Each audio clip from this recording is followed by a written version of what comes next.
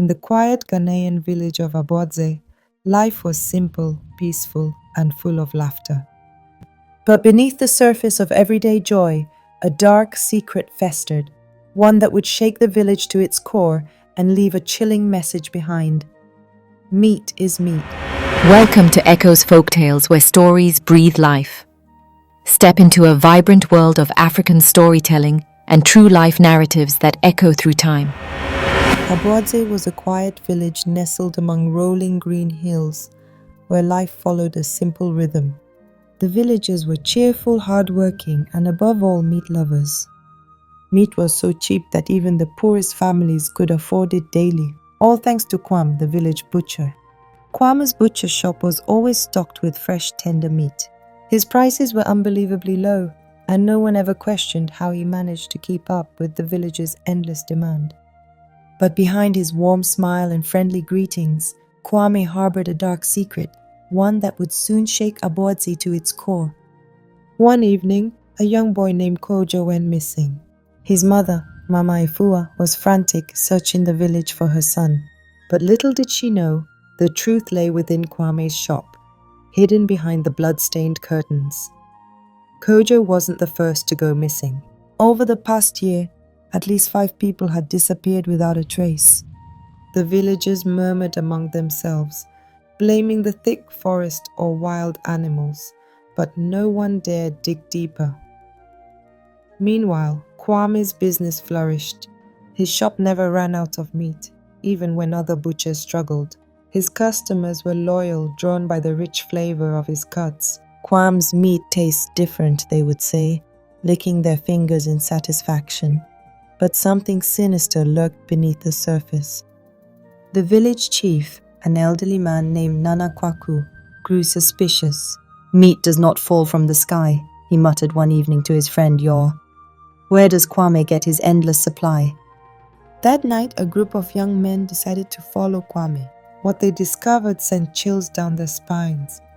Under the cover of darkness, 3 men, Kwabena, Yor, and Kofi, watched as Kwame locked his shop and disappeared into the night. Curious, they sneaked inside through an open window. The butcher's shop smelled of raw meat and blood, but that was expected. What wasn't expected was the trapdoor hidden beneath the wooden floor. With trembling hands, Kwabena pried it open. A rancid stench wafted up, nearly making them gag. They descended the narrow steps into a dark, cold cellar. Horror gripped them as their eyes adjusted to the dim lantern light. Hanging from the ceiling were human limbs. Skinned torsos lay on crude wooden tables, their lifeless faces twisted in agony. A pile of bones sat in the corner, some still bearing the remains of clothing. Yo let out a strangled cry, his legs buckling beneath him. "Kwam, he's been feeding us people?" Before they could escape, the door creaked open. Footsteps echoed down the stairs. Kwame had returned. Kwame stood at the entrance, his cleaver glinting in the lantern's glow. "You shouldn't have come here," he said, voice calm but menacing. Kwabena lunged for the stairs, but Kwame was faster. With a swift motion, he swung his cleaver, slicing through flesh. Kofi screamed as Kwabena's arm dropped to the floor. "Run!" Yor shouted, dragging Kofi toward the exit. They pushed past Kwame, blood splattering the walls as they stumbled into the streets.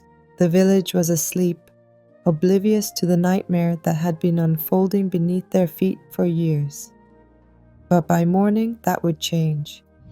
The next day, Abodze awoke to chaos. News of Kwame's secret cellar spread like wildfire. The village chief summoned a meeting, his face grim.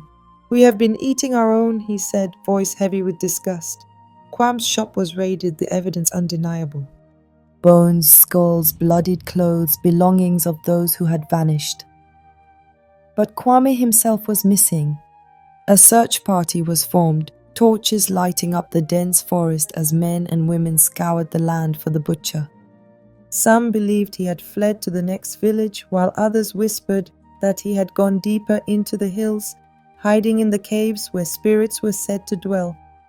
As they hunted, one thing became clear. Kwame knew the land better than anyone.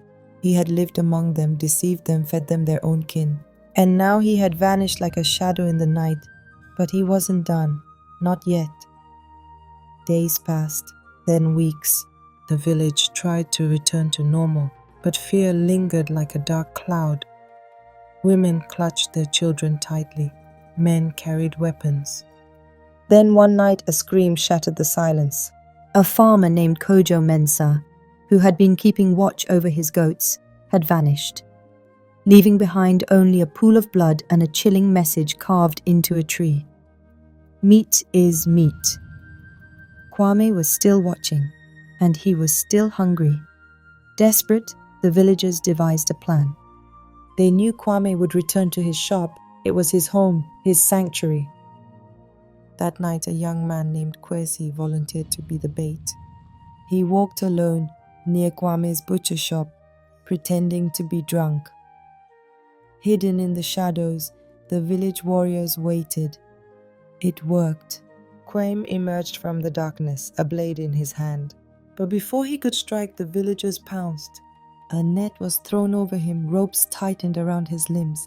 He thrashed, howling like a wild beast, but there was no escape this time.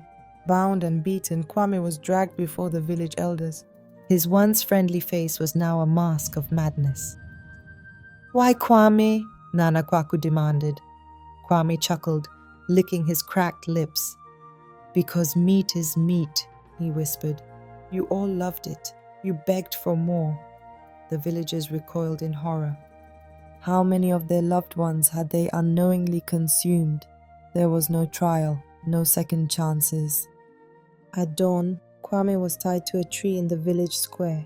The people he had fed, deceived, and terrorized took turns throwing stones. By nightfall, the butcher of Aboadze was no more. Aboadze tried to move on, but the nightmares lingered. Many swore off meat, unable to stomach the thought of what they had consumed. The butcher's shop was burned to the ground, the ashes carried away by the wind. But deep in the forest, where the hills rolled and the trees whispered secrets, a shadow lurked. Some said it was Kwame's restless spirit, while others claimed it was something else, something older, darker. And sometimes on moonless nights, villagers swore they could still hear his voice whispering through the wind. Meat is meat.